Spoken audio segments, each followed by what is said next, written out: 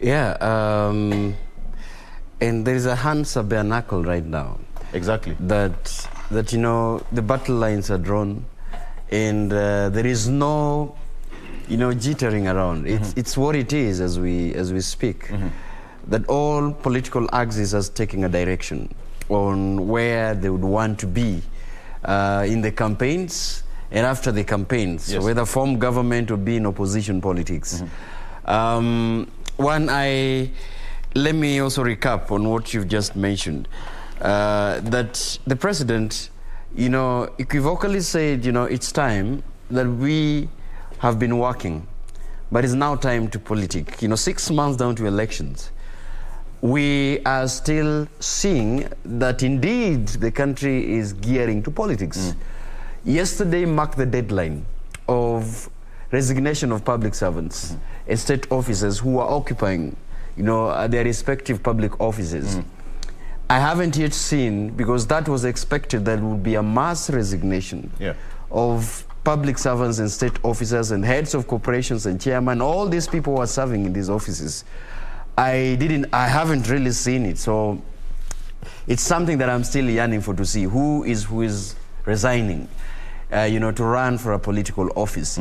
But that be it said and done, I begin in that direction by saying that particular amendment or that particular law is very, very, you know, unfair to some people.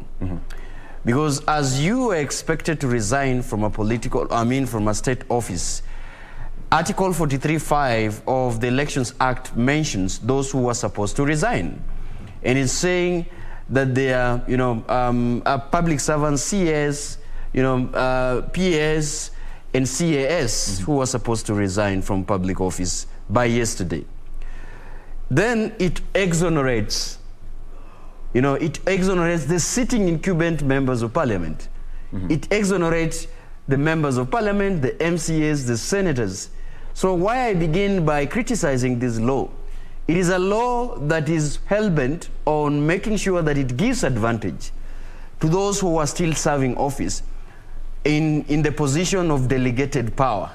But it also, you know, it's very unfair to those who are sitting as public servants who have to resign. So, Victor, if I'm a sitting member of parliament and you are a public servant who've just resigned from the office, I have an advantage over you because I am still using public resources in the office that I serve, vis-a-vis you who you are told to resign and never be seen in public office at all, and yet we are competing for the same position. I'll get into that. So I think that is I just wanted to begin with that, because that is very important to me.